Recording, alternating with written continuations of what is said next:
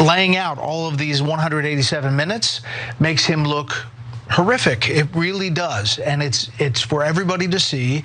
And the president's inaction and the vice president's action, getting on the phone, is very telling. But critics of this committee will always come back to, why not allow cross-examination? Why not have another side that has a defense of the target that you're going after? At the very moment that all of this is going down, the next day, in reaction to everything that happened, that he didn't want to say and admit that the election was over. He doesn't want to say or admit that now on the stump. And he still insists the election was stolen. And so, in a way, that's something everybody knows, right? But to hear it and to see it in that chronological order can be very powerful. I don't know, Howie, how much it moves the needle with Republicans. I think it may move for moderate Republicans and independents, and that may be why you're seeing some of these polls with Republicans looking for an alternative in 2024. Bret Baier talking about potential reality seeping into many Republicans' heads, especially if they're hearing him say this on Fox News, which might be the only source that many of them listen to. This is a Rupert Murdoch company, as everyone knows, but Fox isn't the only one, and I guess Bret Baier isn't the only one that's pointing out these obvious realities that we're seeing unfold in front of the January 6th committee. There's other publications as well, because he is, Rupert Murdoch also owns the New York Post and the Wall Street Journal. Here's a couple headlines that they've put out recently. Trump's silence on January 6th is damning. Woo. Wow. Also, the president who stood still on January 6th. It also says, even as the riot raged at the Capitol, Trump wouldn't tell his supporters to stop. Let's go more details. Both the Wall Street Journal and the New York Post published this harsh criticism of the former president in the past few days, including utterly failed and unfit for office, respectively, following damning evidence put forth on Thursday night by the House Select Committee about Trump's actions or lack thereof during those fateful 187 minutes while the Capitol riots unfolded. Wall Street Journal editorial board published a piece titled "The President Who Stood Still on January 6th," and the lead of which read, "No matter your views on the January 6th special committee, the fact is laying out in front of hearings are sobering. The most horrifying to date came Thursday in a hearing on President Trump's conduct as the riot raged as he sat watching TV, posting inflammatory tweets and refusing to send help." So New York Post is the more populist version of these two. It also hit out that Trump on Friday in a similar gerrymand that concluded with, "It's up to the Justice Department to decide if this is a crime. But as a matter of principle, as a matter of character, Trump has proven himself unworthy to be this country's chief executive again." Well, this is crazy, Jessica.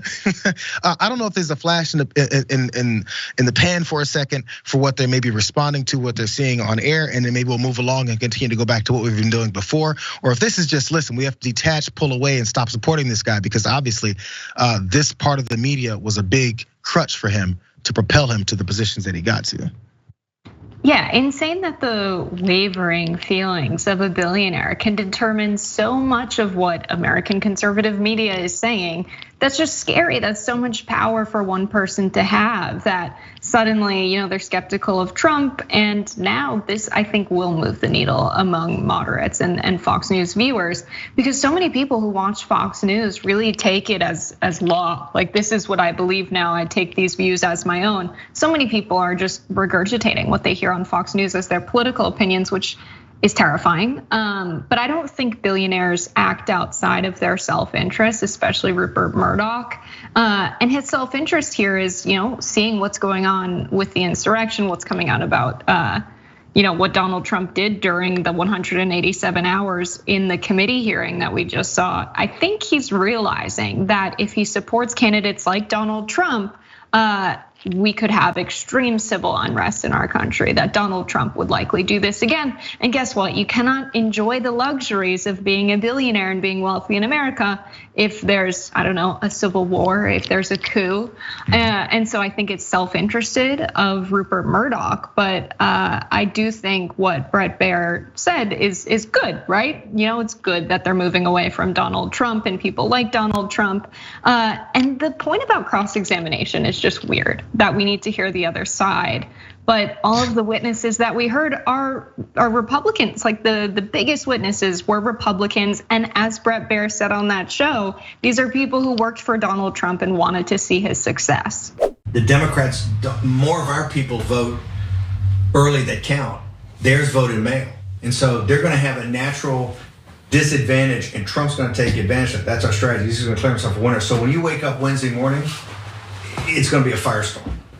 We're gonna have Antifa crazy, the media crazy, the courts are crazy, and Trump's gonna be sitting there mocking, tweeting out, you lose. After then, Trump never has to go to a voter again. He's gonna fire Ray, the FBI director, and fire the He's gonna say, F you, how about that? Because he's never gonna, he's done his last election. Oh, he's gonna be off the chain. He's gonna be crazy. Also, if Trump is losing by 10 or 11 o'clock at night, it's gonna be even crazier. No, because he's gonna sit right there and say they stole it. Oh, and it did get very, very crazy. That is Steve Bannon, obviously former White House advisor, speaking to a group of supporters, and this is audio that was obtained by Mother Jones. And you heard a number of things. I just want to name that not only was it Trump will declare that the election was stolen. This is again, this is October 31st, Halloween, fitting. That's when Steve Bannon reaches his full ghoul stage. But that he also said, this will be the last election. Trump will never go to a voter again. A little bit chilling. So let's go to the details. On the evening of October 31st, Steve Bannon told a group of associates that President Donald Trump had a plan to declare victory on election night, even if he was losing. Trump knew that the slow counting of the Democratic-leaning mail-in ballots meant the returns would show early leads for him in key states. His quote-unquote strategy was to use this fact to assert that he had won, while claiming the inevitable shifts in vote totals toward Joe Biden must be the result of fraud, not the way numbers work. See how we did that? So this nearly hour-long audio, there's more? An hour-long audio obtained by Mother Jones is new evidence that Trump's late-night diatribe, which came a few hours later than Bannon had anticipated, followed a pre-existing plan to lie to Americans about election results in a bid to hold power.